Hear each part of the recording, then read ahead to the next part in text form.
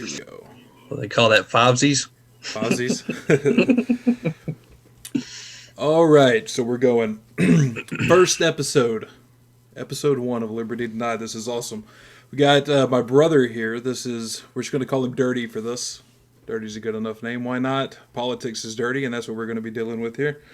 We do have plenty of shit to talk about in regards to the election. Now, obviously, it hasn't technically been called yet, but as we know, it's looking very strongly that Joe Biden is expected to win.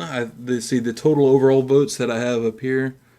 Let me go ahead and put this up on the screen. And we are recording this on the 6th because it takes them for goddamn ever to tally up these goddamn votes. So there's 264 we have for Biden, 214 for Trump, and I'm seeing the popular vote. Of course, everybody's talking about Joe Biden has hit that is the highest amount of votes any presidential candidate has ever received.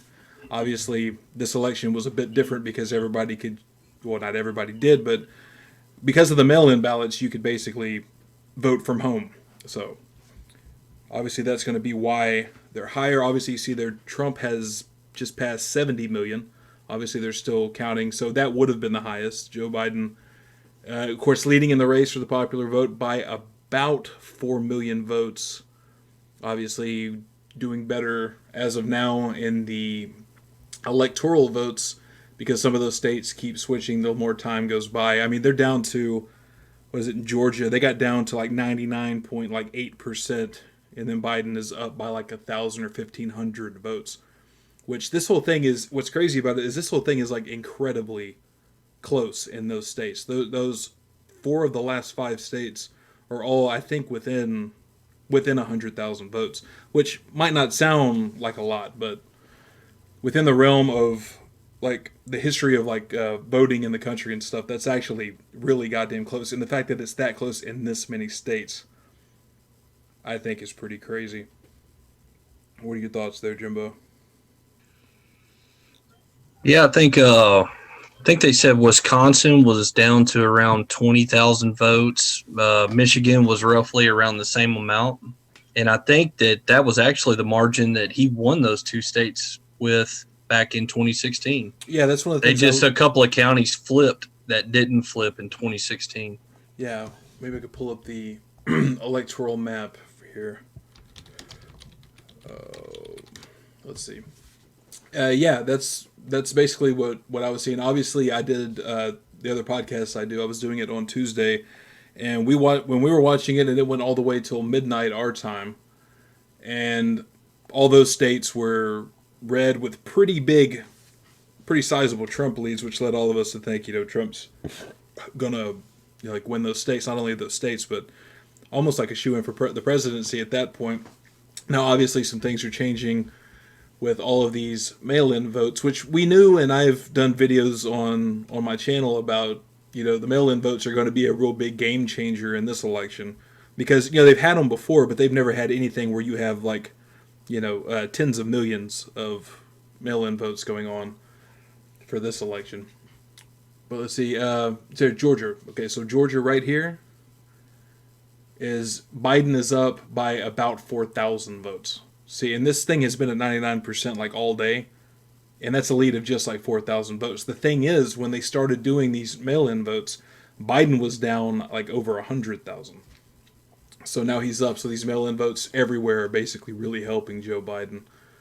Pennsylvania, the same thing. He was down significantly more in Pennsylvania. Now it looks like he's up about 15,000 votes, which again, that might sound like a lot, but in elections where you have 73, look at that, almost 74 million to almost 70 million, 15,000 votes is not a lot of votes.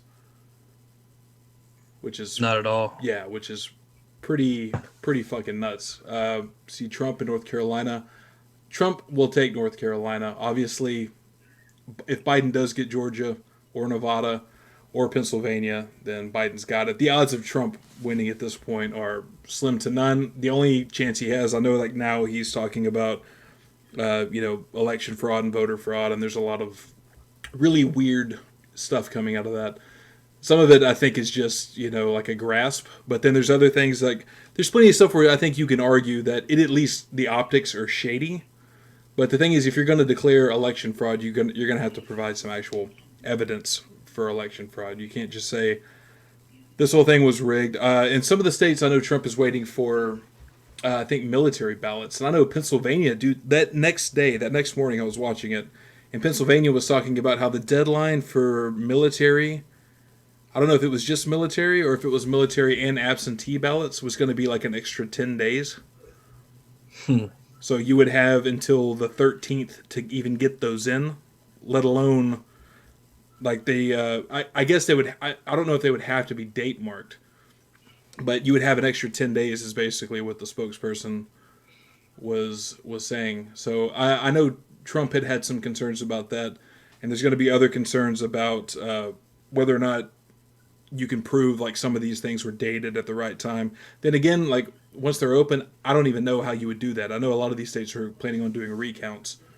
Well, and that's a whole different trick too with the recounts, because every state pretty much has their own system of doing recounts. Some of those go to the end of November, you know, and then some are only 14 days. But then there's also certain standards, which some of these states actually do fit into some of those standards, because some of them you have to be within 0.5% of the, you know, a lot like margin, a 0.5% margin just to be able to do that. Yeah, so basically my election takeaway at this point was that Biden's going to win. But as far as like a referendum on Trump or Biden having like a mandate going into office, like the electoral map for this is going to be pretty misleading, because the states that Biden is winning now, especially Pennsylvania, if he takes Georgia, I don't see him getting North Carolina, but even Arizona and Nevada are very close. So the electoral map is going to be pretty misleading in this. Biden's going to break the 300s if he gets all the states it looks like he's going to get. He'll break the 300s, but what won't be told in that electoral map is how goddamn close a lot of those elections are. See, I have heard like about the fraud. The questions of fraud absolutely need evidence. And again, man, I am like the first. I'll be the first in line if you can show that like there was an election rigged against anybody. I'm like the first in line. But the thing is, those claims absolutely need evidence. Some of the optics of it, I mean, it does seem like convenient that it was these last few states where the mail-in ballots had that much of a switch.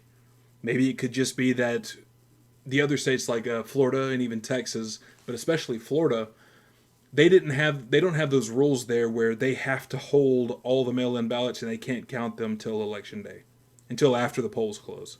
Those are the rules in some of these northern states, so that's why they're taking so long.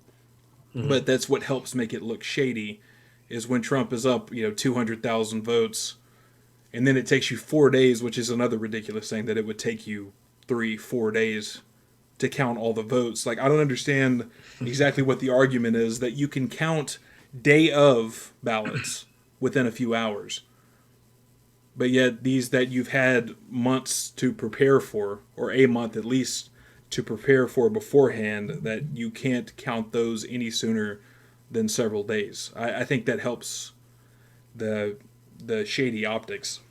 But some of the other facts we have coming out of this, obviously this thing isn't over yet, but there's some interesting things here about the narratives that go on from mainstream media and that go on about like minority voting. Because a very interesting thing at this, and this would have pissed them off way more if Trump would be winning this thing. But one of the things that's come out of this in the demographics coming out to vote, or even mail-in voting that we have so far, is that the Hispanic vote, especially the Hispanic vote in Florida and Miami, with the Cubans and the Venezuelan immigrants that have come over, very, very much were in favor of, or more in favor of Trump this go around than Biden. Biden did not get even nearly as many votes in like Miami that even Hillary got in 2016. Yeah. Well, that was one of the biggest counties that always comes up during presidential elections in Florida is Miami-Dade, and that one predominantly they lost.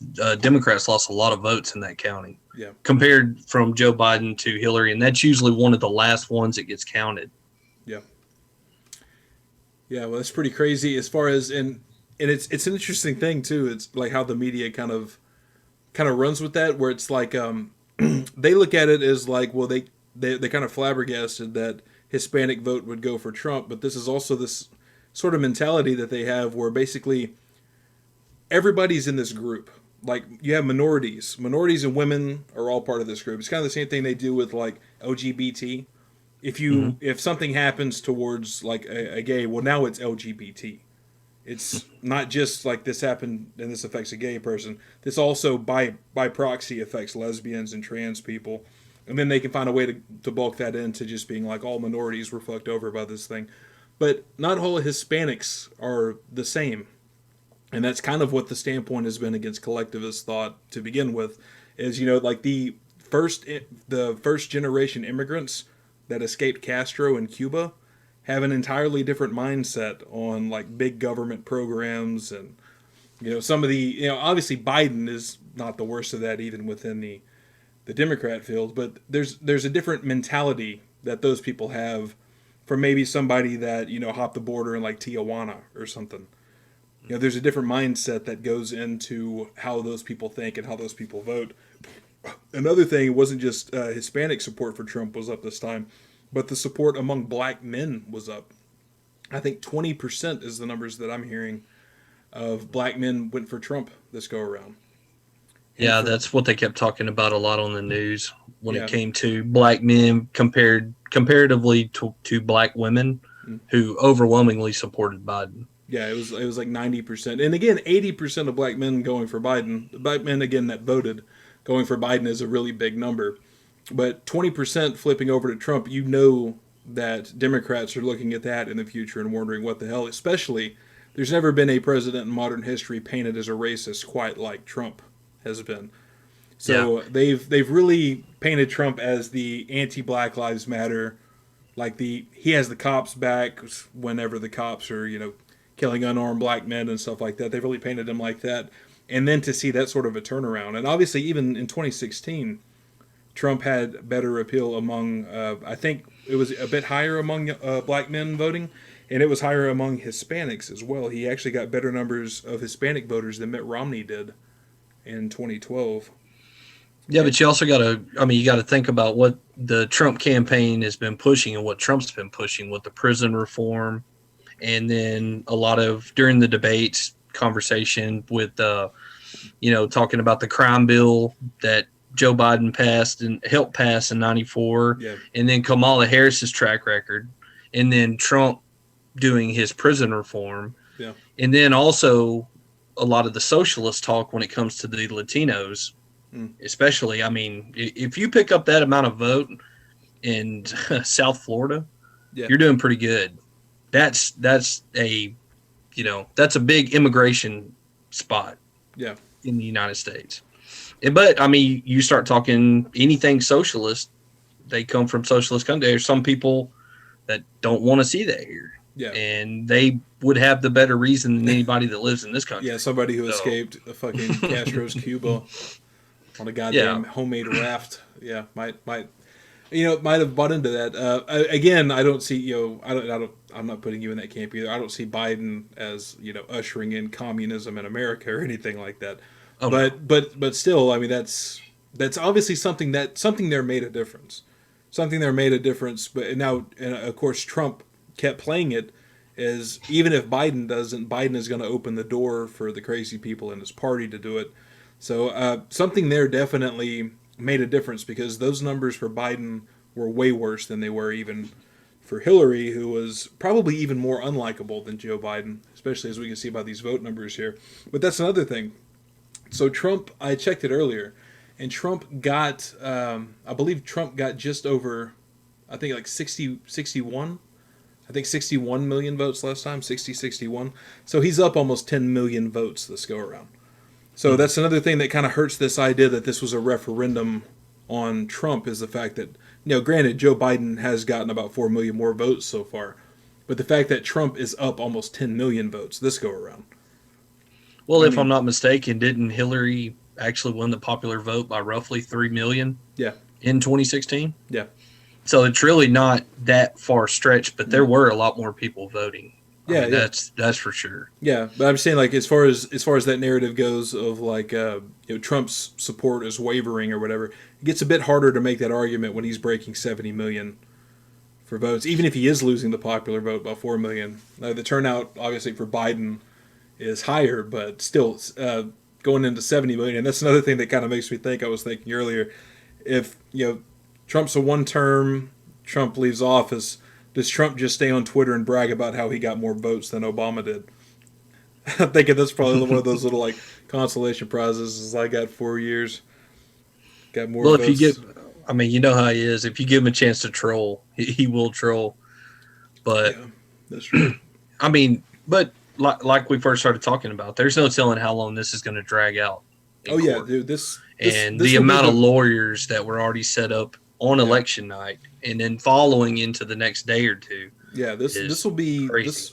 this will be the rest of Trump's term is But fighting this.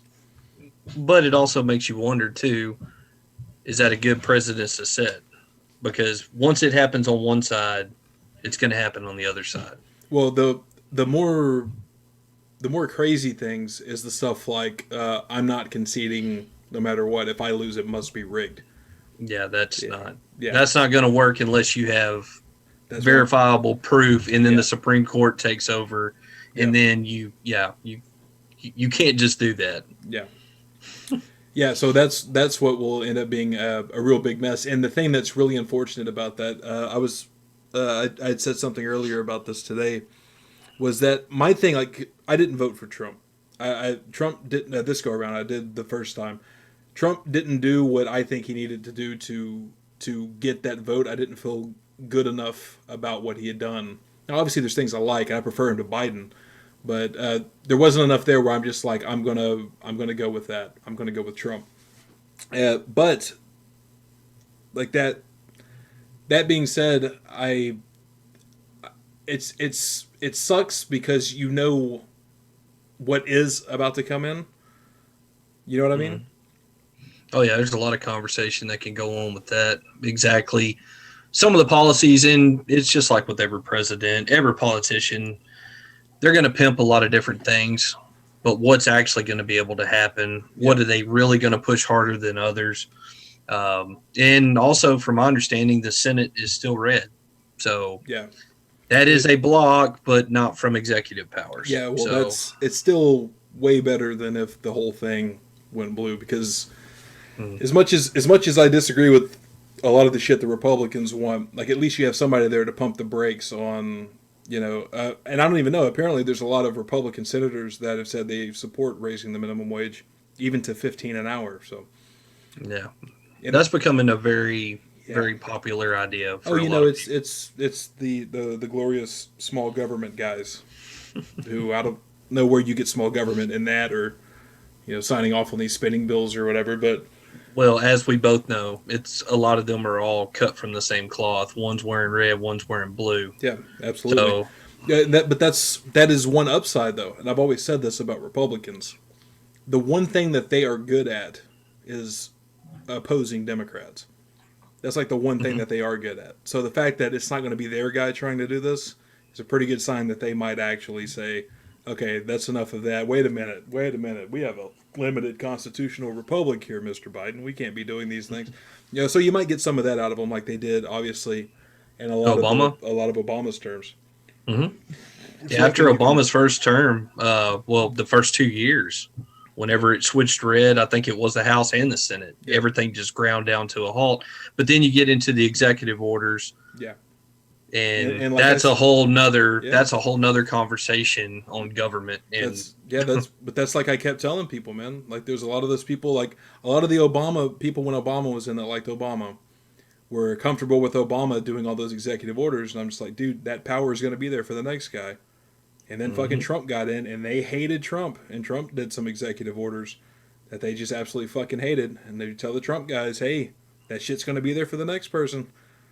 Mhm. And it might not, it'll be a problem with Joe Biden. He'll obviously do a lot of things I don't like, But if Joe Biden dies and Kamala Harris becomes president, who's already said like it's going to be executive orders on guns and who knows what limits they can press, and it also again depends on how much support they have, especially in Congress and the Senate. Again, this will not be a mandate in the sort of sense that they're going to be able to just steamroll Republicans and push whatever kind of crazy shit they want. I'm hoping a lot of that stuff Biden was talking about is talk, but then again, Biden actually does have a record of doing some of these things. Obviously, the things Biden talks about. Look at my record, man. Come on, man. It speaks for itself. I'm like, yeah, that's the problem.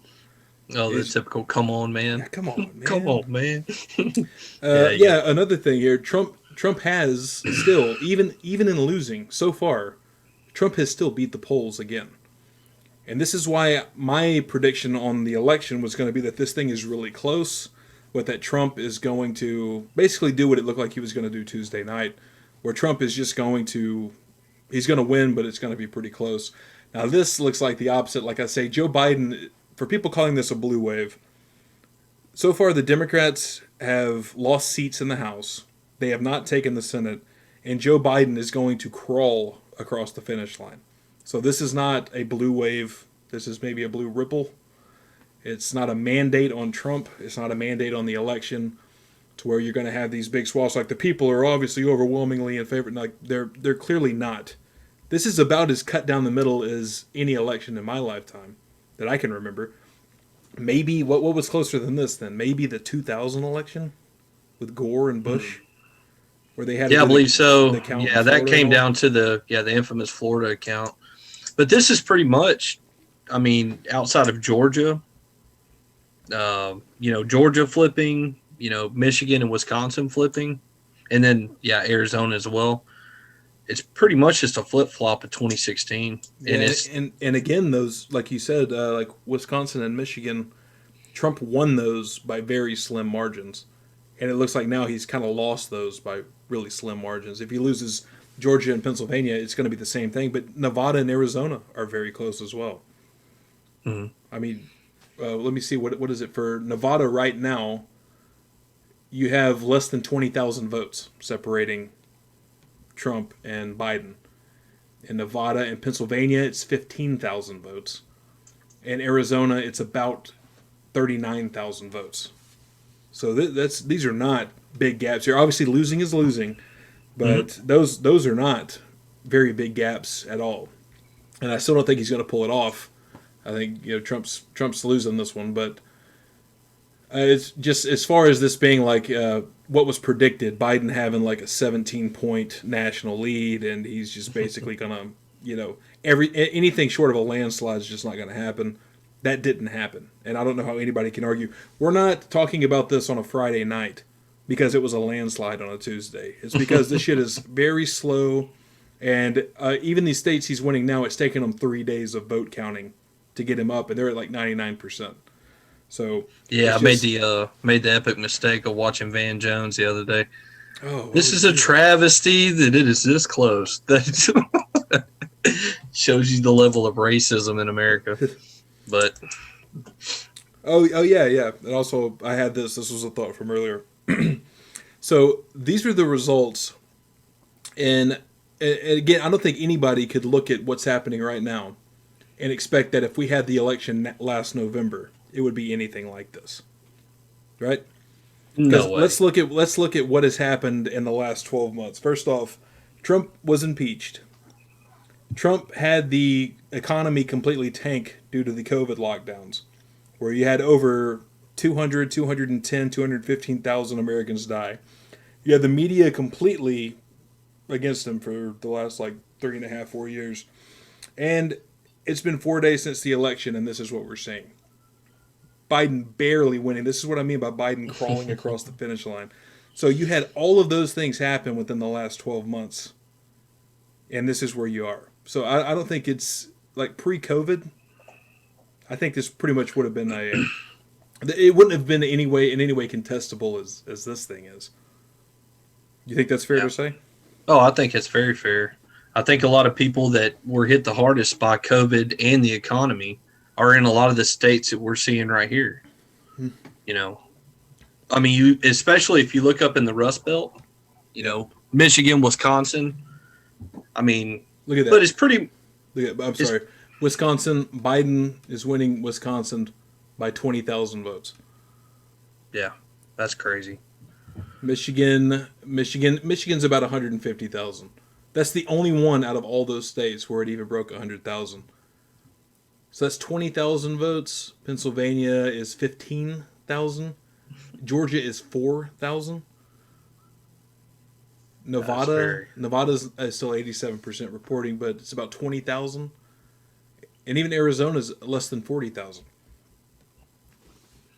So again, Yeah. winning is winning. I'm not taking that away from Joe Mhm. Biden, but under no scenario that I can imagine, like last November, if the election happened, this ain't happening.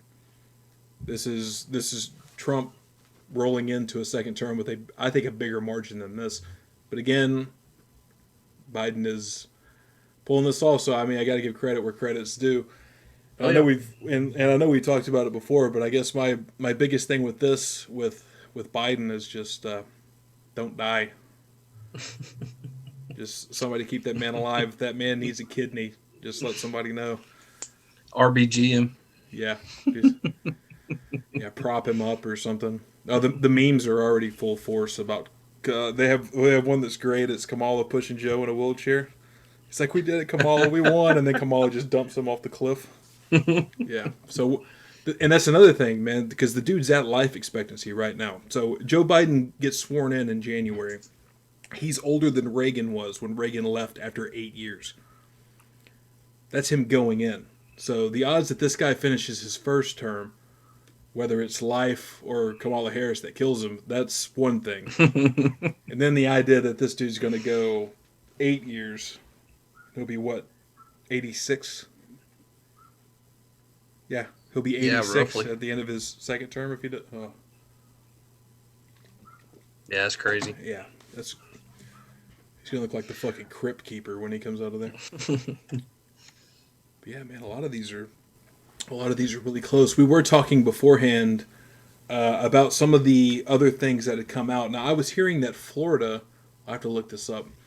Whether or not Florida voted to raise the minimum wage to 15 an hour, I think is something. Let's see, Florida amendment raises the minimum wage to $10 an hour, September 30th, 2021, and increases it annually by $1 an hour until the wage reaches 15 per hour in 2026. Okay, so it's an incremental minimum wage increase. Let me pull that up here. And that overwhelmingly passed.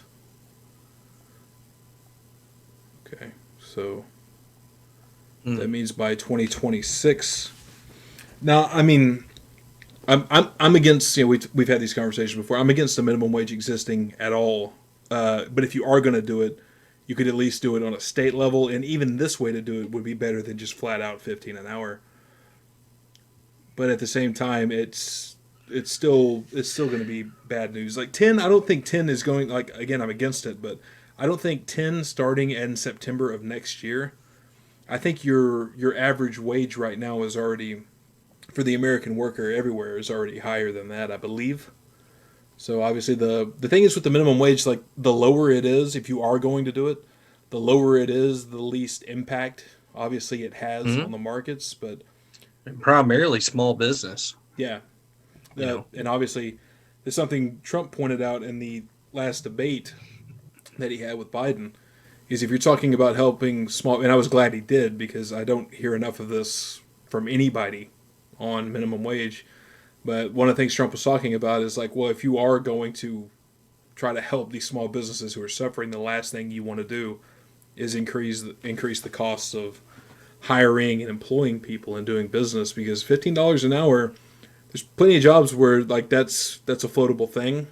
But there's plenty of jobs where it ain't. It's just not feasible Well, to and the do crazy 15 an part hour. is if you're against big corporations, raising the minimum wage is not what you want to do Yeah, to get rid of some of these monopolies that everybody talks about. yeah, It's absolutely right. counterproductive to what you're trying to do, which is help people in your community build business, Yeah. which is what a lot of minority communities are always constantly talking about, is being able to keep minority owned businesses inside of their cities. You Yeah. can't do that whenever you raise the minimum wage up like that. Yeah, and there's man, there's so many problems with it. Like, and a lot of the proposals are tying minimum wage to inflation. Obviously, this, like I say, this is, I guess, a better way to do it. First off, it's on a state level and not imposed on every business in the fucking country. So if Mm-hmm. things become ridiculous in Florida, as you can see now, like, a lot of people will say just because something is bad in a certain place, you could say, well, you could always move. It's not always easy for people, but like, let's look at the current situation with California, and people are leaving California in droves because some of the policies are just so fucking awful and become unbearable. The cost of living is outrageous. But Uh, just absolutely make sure wherever you go when you leave there, you vote the same. yeah, that's the That other. makes a whole lot of sense. Yeah, that's the other big thing. So you're going to leave a place with California has had, I think, at least for a few years now, a $15 an hour minimum wage, and the cost of living in California was already through the roof over there. Mm-hmm. Just all the regulations they have on owning a home and starting a business, what you got to do for your employees and all that. Obviously hiking up the wage makes that much more of a difference. I've done plenty of videos on minimum wage, but it's always crazy to me how many people it's like they've never heard an anti minimum wage argument. But it's like that with economics, man. Like, you can get a lot of people to agree on like social liberties. You can get a lot of people to say like, well, the drug war is bad and here's why. You can get a lot of people to say like, gay people ought to be able to get married. You can make a lot of those arguments really easy, but for whatever reason, there's a huge chunk of the population that is just, it's like kryptonite when you start talking about basic economics. And the example that I like to use is like, you imagine a six pack of beer on average is about $7.25, which is about what the minimum wage is. So if you have an average six pack of beer is about $7.25, and all of a sudden the government comes out tomorrow and says from now on all beer is going to start at $15 a six pack. It's impossible to look at that and not know that is going to, like, it doesn't mean nobody's ever going to drink beer, but obviously people are going to change their habits around beer drinking. Mm-hmm. Obviously, if it was wood, if it was screws, if it was tires, went up to a certain rate or whatever, obviously it's going to affect how people in the market interact. Well, actually, as a matter of fact, they've already done it with cigarettes in a lot of states, and it's not just cigarettes, but tobacco in general. Yeah, yeah, with the crazy nanny state taxes that they put on cigarettes, Mm-hmm. and yeah, it's like that with any sort of, when you incentivize the black market in that way. It's something I remember Penn Jillette used to say that I always loved, is when you get rid of something, it doesn't mean it's going away. It just means a different group of people are going to run the operation now. Mm. It's kind of that same way. And there's, like, the thing is with labor is like any other good in the market. It's going to be subject to supply and demand. And just because you try to break the laws of economics doesn't mean you're going to get what you want. It means you're going to inevitably pay in one way or another. But also another line of thought of that too, with the minimum wage going up, another issue that's going on right now is automation. Mm-hmm. How does that work out for some of the companies? And see, the small business might not be able to afford the automation. The Right, large businesses can afford the automation and then get rid of having to pay somebody $15 an hour right, right. at a minimum wage. You know, I So, mean, that's just another thing to kind of think of. I don't think I've ever really thought that heavily into that, but so what I you're mean, saying is we need to give every American $1,000 a month. Is that? Oh, I thought that's what you were saying. Sorry, Andrew Yang, yeah, I was watching I forgot all about what Andrew is that, Yang. UBI? Yeah, well, that's his version of UBI. Yeah, I was watching a clip of him on Joe Rogan the other day. The clip's old, but I was just watching the clip the other day, and yeah, he was talking about his UBI program. And the thing is, that's gonna be something that's gonna become, I think, more common for us to hear. And of course, his argument was that, well, you need something like UBI because of automation and, basically like the machines taking jobs and stuff. But of course the counter argument to that is there's always been machines taking jobs. People find other things to do. So like if you look in like the year 1900, at the turn of the 20th century, it's something like 92 or something percent of American workers worked on the farm. in one way or another.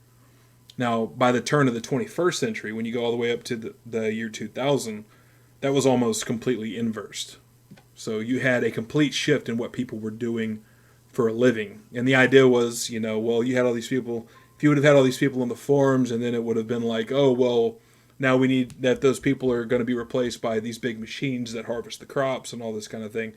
Then obviously we're going to have to give them some sort of UBI or some sort of like socialized. It's always we have to give more power to the government somehow to issue money and take care of everybody. That same sort of thing. But obviously that isn't what happened. Now, I guess you could say the government definitely got bigger in the 20th century, but that wasn't the cause. Is because farmers were being, automated out of their work. But yeah, so we have that, and another thing was the drug legalization. Because I know Oregon. Let's see. Oregon drugs. Let's see. Oregon leads the way to decriminalizing hard drugs. Let's try that. It was supposedly, it is decriminalizing, I think, everything. Yeah, it's every hard drug, and from my understanding, from what I know, or from what I've understood out of it, is they're not decriminalizing it. They're making it where it comes with either a fine or rehabilitation, which is mandated by the state. Okay. So, first in the nation, Oregon has rejected. Hold on, let me pull it up here for you. Oregon has rejected charging drug users with criminal offenses, with voters passing a ballot measure that decriminalizes possession of heroin, meth, LSD, oxycodone, and other hard drugs. Which, of course, I think that's great. Let's keep reading. Today's victory is a landmark declaration, the first time to stop criminalizing people for drug use. Okay, the measure 110 is arguably the best blow to the war on drugs to date, because that does sound really good. I don't have any issues with that. It's just some of the other things I know you had mentioned. Completely changes how Oregon's justice system treats those who are found with personal use amounts. So I'm that's assuming, not distribution. Yeah. So I'm imagining that's going to be a little bit different. But instead of going to trial and facing possible jail time, a person would have the option of paying a $100 fine or attending a new addiction recovery center funded by millions of dollars of tax revenue from Oregon's legalized recreational marijuana industry. And I love pointing this out, especially to people on the left, because it's typically people on the left who are more for ending the drug war, at least in rhetoric. Politicians obviously just use it to get votes. The Democrats just typically have used it to get votes. But there's plenty of lefties that are on board with ending the drug war. But there's already certain things wrong with this, because you always hear like a left-wing person when they talk about weed or something. They're like, oh yeah, it should be legal. I'm like, absolutely. And they'll say, well, yeah, we should legalize and tax it. I'm like, no, we shouldn't.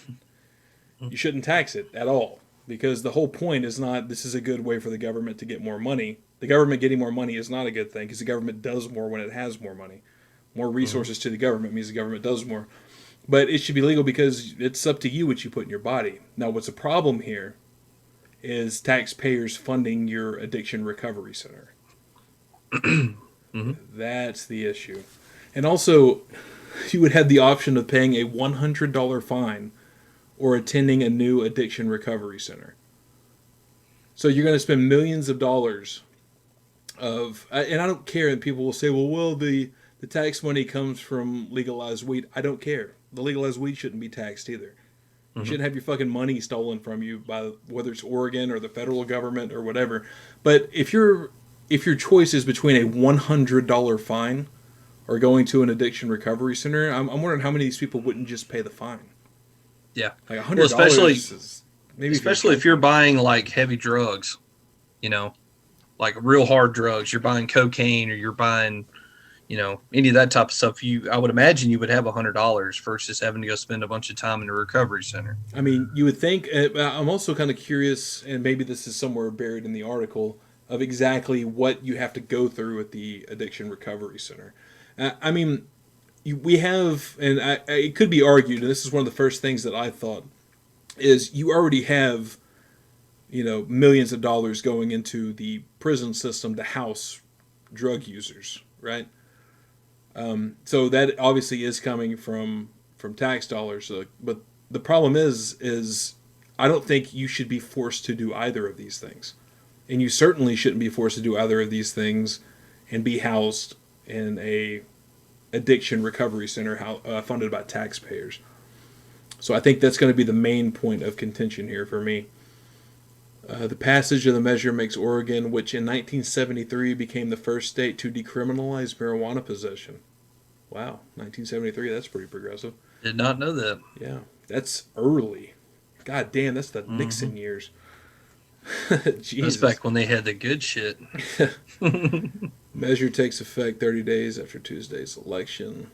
So again, I see progress here, but it's another one of these things that just gets into my libertarian side here. Where I already don't like taxes to begin with.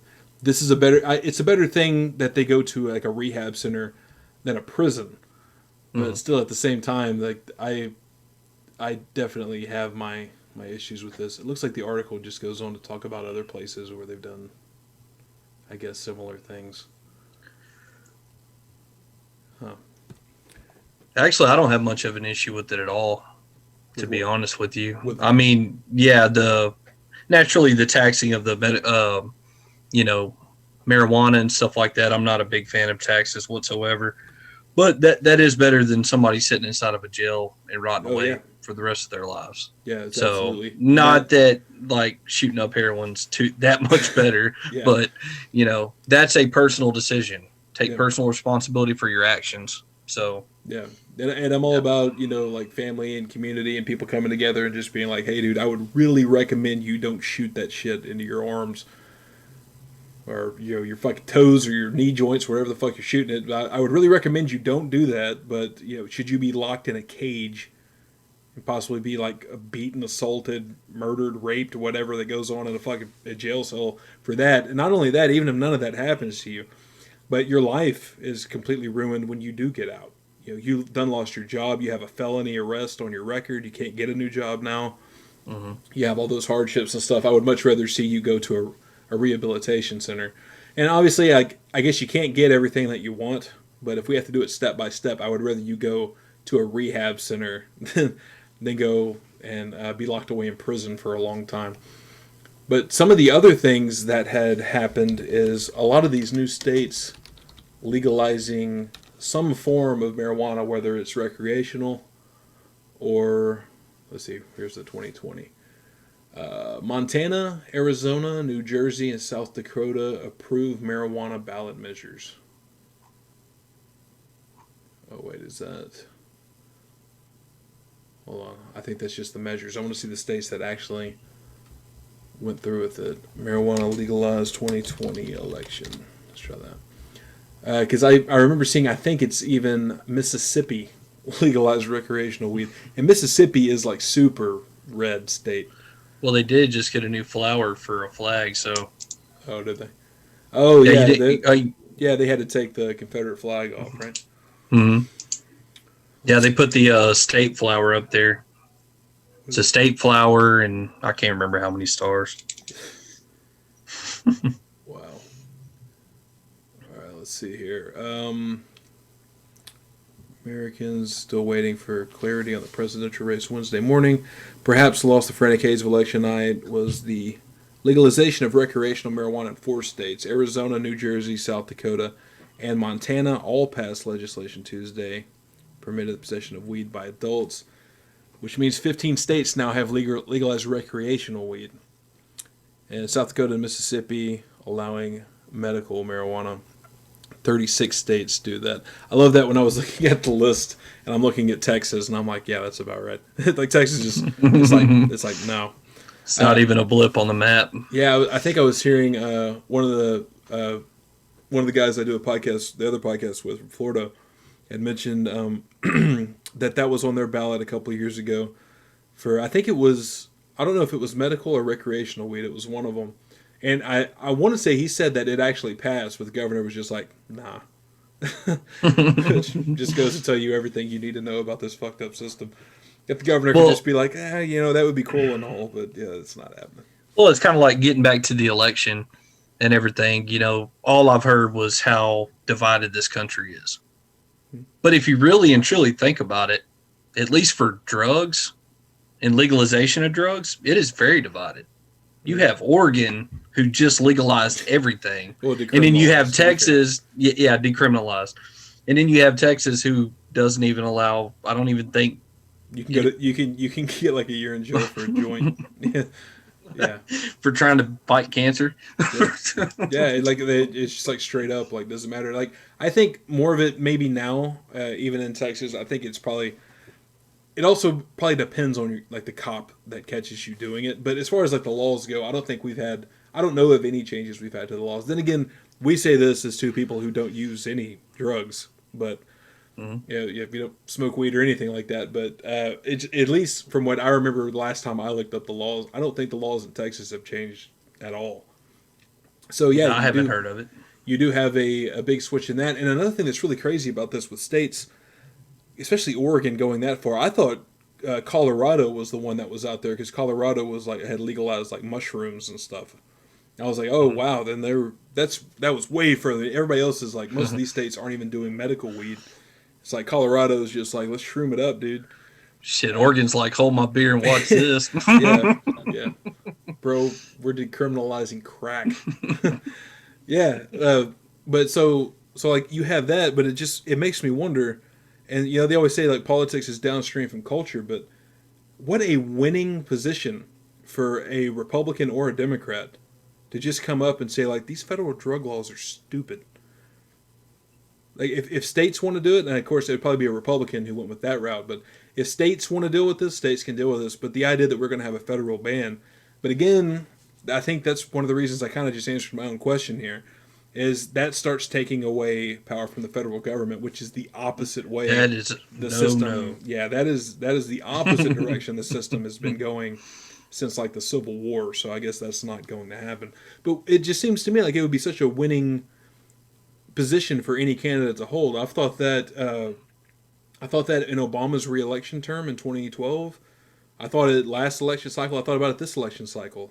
Like, man, if Trump thinks he's doing bad in the polls, why don't he just say like, hey, like at least weed. Most people don't want to do crack or heroin or any of that shit, anyways. So, but Mhm. weed, like, what a winning position you could have to just be like, yeah, I was the guy that like legalized weed, or at least got rid of the ban on a federal level. But I was talking about how divided that is. Okay, you have Oregon, who is not decriminal. Well, how did you phrase that again? Not decriminalization, No, but not legalization, but decriminalization. They okay, decriminalized yeah, it. okay. They're decriminalizing all these hard drugs, but yet these are also they're so progressive.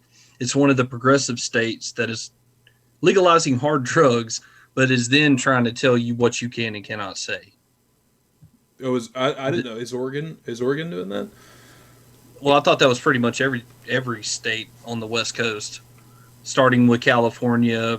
Kind of going against a lot of First Amendment things. I mean, that's where a lot of that stuff starts is on the Well, West I, Coast. I, I know I know that sort of sentiment is more common in like the same sort of. I think I understand kind of what you're saying.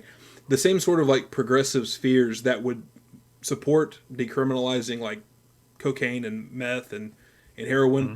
would be ironically the same kind of sphere that would say like misgendering somebody is hate speech, that sort of thing. Yes, Yeah, yes. yeah. I mean, I don't. Oregon might have some crazy fucking laws in that. I don't know, but I at least understand your point there, where that's that same sort of side. But also, that's the complete disconnect with progressives and personal freedom, because progressives, I think, tend to. My understanding is they tend to pride themselves on this idea that they are the freedom people, and they're not the freedom people.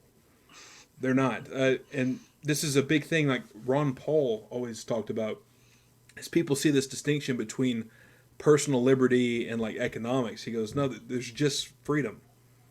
There really is just freedom, and that's the thing about the libertarian position or like the anarcho-capitalist position is it's a recognition of that there is not, well, you have economic freedom, you have social freedom. It's like, no, you just have freedom. If you follow those same principles and you apply them to both places, it leads you to this direction where you're like, yeah, you have a right to, and that again goes into the issue when you ask people that are like progressives, like, why do you think drugs should be legal? They'll give you all these like things about how like, well, it would be a great way to make revenue and all that kind of stuff. Cops should be focusing on these things and not on victimless crimes. And they'll give you all these things, but like the most simplest thing to me has always just been, are you free or are you not free? Because if you're free, and if you think that's an admirable thing to have individual liberty, then a person can put whatever they want to in their own body, as long as they're not hurting anybody. But see, that's the difference in like reasoning. You take that mindset, now two consenting adults can do what they want to in the privacy of their own home. Why? Mm-hmm. Well, it's because they're two consenting adults in the privacy of their own home. But now for a progressive, that becomes a different thing if they're engaging in a transaction of money in like a business or something. Now it's like, oh, well, wait a minute. You can't just have Jack sell Jim some apples without the state being involved for some reason. It's like, well, yeah, you can, because it's not the state's fucking business what they're doing with the apples. Like, why is it? Our Jack sold Jim some apples, but Bob picked the apples, and those are really as much of Bob's apples as they are. Yeah. But poor Bobby. But where did Jack get the apples from in the first place? He exploited Bob's labor and all that kind of thing. It was like, well, here's how we solve that. I mean, it's so simple. It's stupid. Here's how we solve that. Did Bob agree to pick apples for Jack? Oh, he did? Oh, you just don't like the rate that he voluntarily agreed to, right? That's the whole thing. There really is. It's just freedom. It's just, do people have a right to interact with each other? And that's the other main thing, is it's voluntary. It has to be voluntary. If it's not voluntary, then it's not freedom. If if the government has to come in and put a gun somewhere, then it's not free. There's your first bet right there. If the government has to be involved, odds are it's not freedom, because the government at the end of the day is enforcing. Yes. And voluntary transactions don't have to be enforced.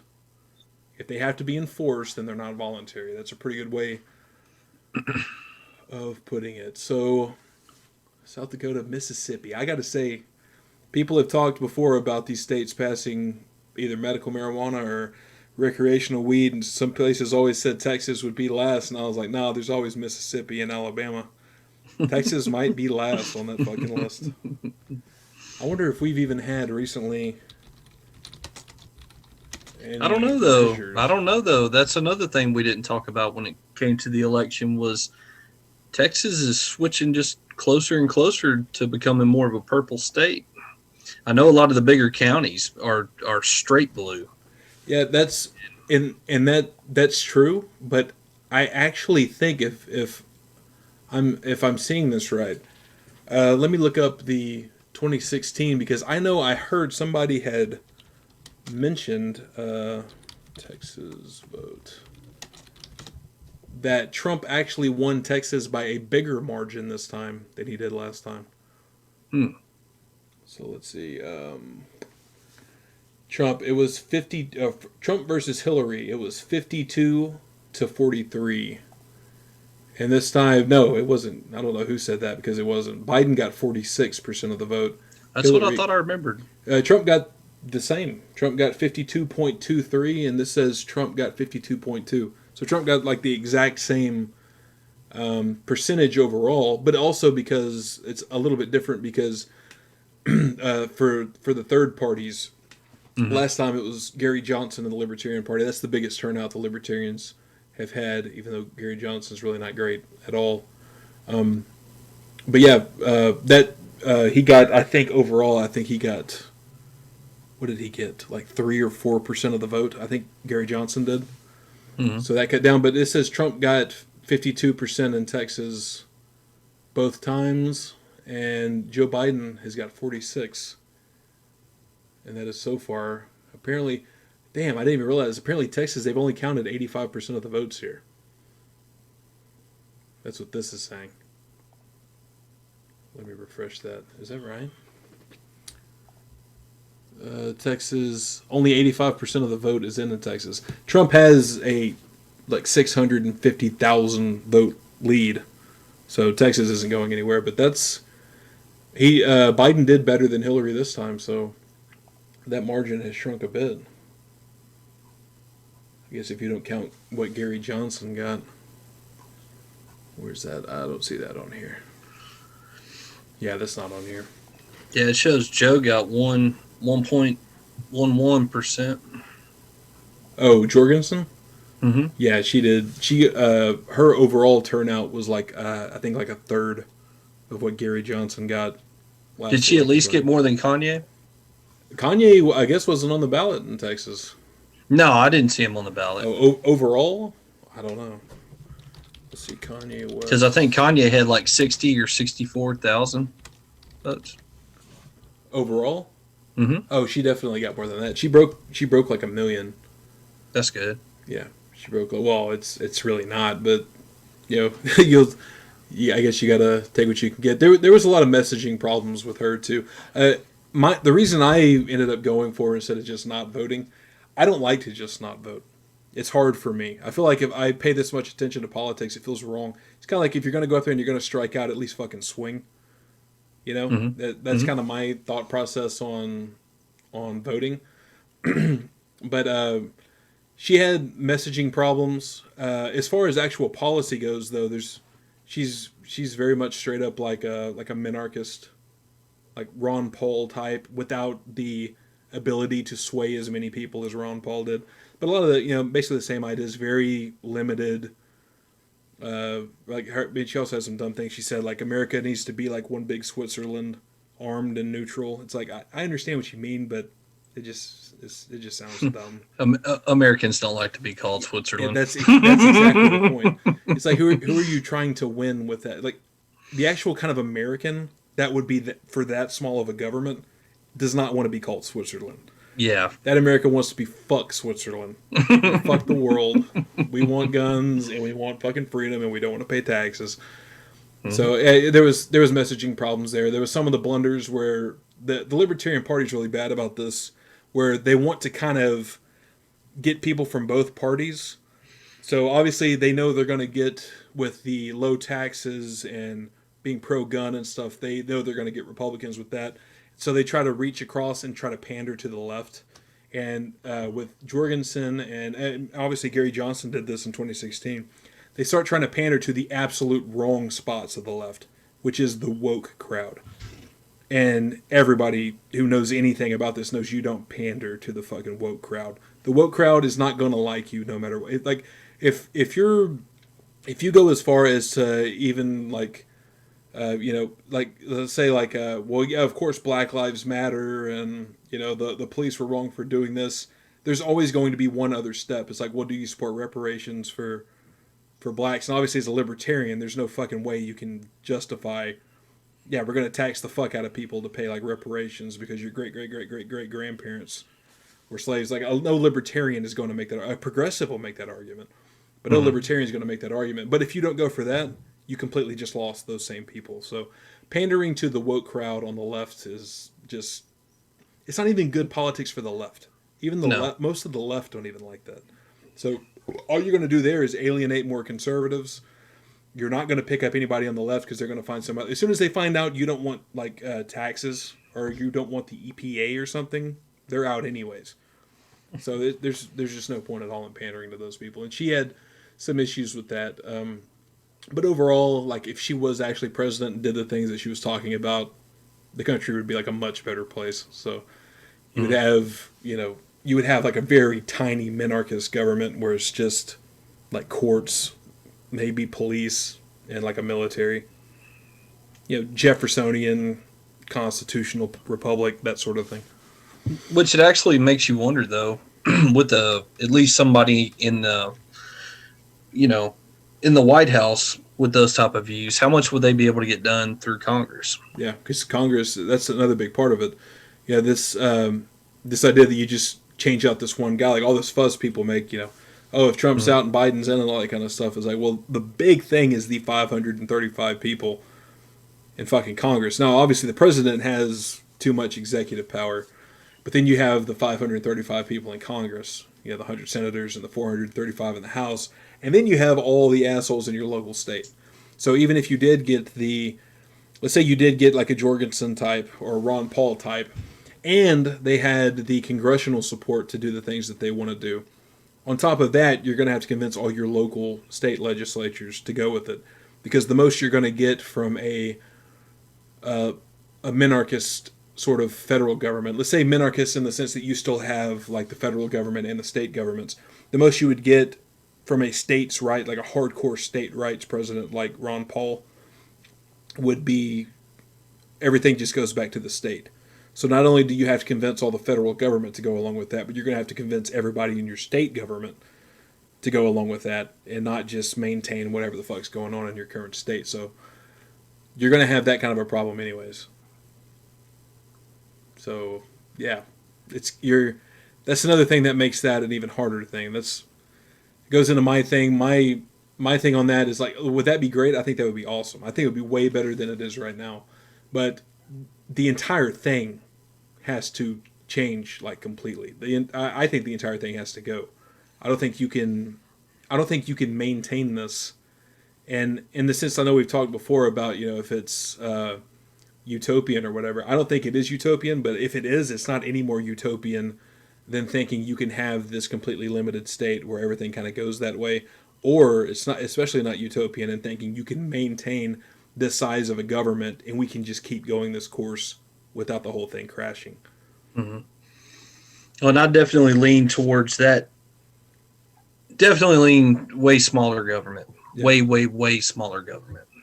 Yeah. Now, I think we disagree when it gets too small or non-existent, maybe. But I don't, well, I can see the points in both ways. Yeah, there would be a whole lot that would have to change that's completely different than what we have now. But what we know is what we have now doesn't work. Mm-hmm. Just long term. It'll work for the moment. It'll work for a few decades or whatever. But it kind of makes you wonder. If you talk about it works and it doesn't work, I don't think every system is going to work for everybody. I don't think every system is going to work for every person inside of the United States of America. Because let's say, you do go to a form of non-government. Mm-hmm. Is that going to work for somebody who can take no personal responsibility? Yeah, but what I'm trying to say is there is no perfect system. Right, but that's the only thing. That's what I'm kind of stuck on there is when you said like there's no system that's going to work for everybody. That's the point. That's why you can't have a system that's supposed to work for everybody.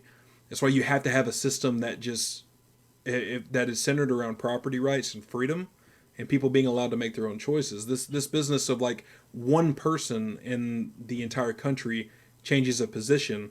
Now we all have to completely like hold on to our chairs to find out what the fuck's going to happen next. That wouldn't happen in that kind of a system. And the kind of system that I'm talking about, we'll get into this in future shows because we're kind of at our time limit here. But what would happen in the kind of system I'm talking about is you just have personal freedom. You would have the abilities to kind of like live your life the way that you want to live it, where you're not being infringed upon by anybody. You're not being imposed upon. You would still have things like dispute resolution organizations. You would still have things like court systems. Things that like the police, things that basically everybody wants. Because the thing is, the market is way better at meeting demand than the government is. Mm-hmm. So you could have the kind of systems that you want within your personal life. But the problem is when we try to impose those things on everybody. And that's the reason the government becomes such a big problem, especially you see this around election time, is because everybody's fighting for their ability to have their ideas pushed on everybody. Now, whether you realize that's what it is or not, that is what it is. When you want the limited government and less taxes, and you want like a part of that being less services and stuff like that, that threatens those other people that want these certain things to happen. In the same way, when those other people are like, well, we want higher taxes because we want all these other goodies to be ran by the government. And in the end, all those is impositions put on everybody. And what you need is a separation there where people can make those choices on their own without their will being imposed on everybody else. Individually without the government being in the way. Yeah, and if you had anything like a government, my only thing with, and again, we'll get into this in future conversations, but my whole thing with the government is you cannot have this contradiction of morality, which is the government. You can't have this one institution that doesn't have to abide by any of the rules all the other people and all the other institutions abide by. This thing cannot be the thing that sets the laws for everybody else and then lives above it. No institution, at least that's made out of people. Like maybe if you can pull some god out of the sky or something, or aliens come down with some super knowledge or something like that, maybe we could try some system. But as long as evil exists and as long as people can be corrupted, you can't have a government and expect those people not to flock to institutions of power. So you have the system set up where the state has a monopoly on force and violence and the things that it's able to do that no one else in society can do. As long as you got rid of that, you could even call it the government if you wanted to. But as long as it is not coercively funded through taxes, and as long as it doesn't rest above everybody else in terms of what it's allowed to do as opposed to everybody else. Anytime that's there, it's going to expand, and there's usually going to be gross human rights abuses that come along with it. Mm-hmm. That's basically my take. Yeah, we'll get into it on a different show. Yeah. Because this is going to go into yeah. But we'll try to pick out some points and stuff, certain things to talk about. It might be several shows that it goes into. I would like to do a little more freeform. Obviously, this was the first thing, and we have this crazy election going on. That still, it looks like we're going to roll into goddamn Saturday with this thing still uncalled for anybody because the votes keep rolling in. And and I think, if possible, with the next one, hopefully by the time we have the next video or podcast or whatever, we should be able to talk more about some of Biden's policies. Oh yeah, because I need to catch up on some of the stuff. Oh, yeah. Well, I mean, from the looks of things right now, we're going to have 4 years to rip into Joe Biden. Well, whether Biden's alive in 4 years or not, we'll have material to rip into a Biden presidency and maybe even a Kamala Harris presidency, which will there's a lot of fruit on that tree. I'll put it that way. So we'll definitely be able to do that in the future. But if there's nothing else, this wraps up episode 1 here. Got an hour and 8 minutes in, man. It was fun. I enjoyed it. Yes, sir. I had one too many Dr. Peppers. Yeah, I hear you, man. I gotta go take a piss. All right, so that's it. Later.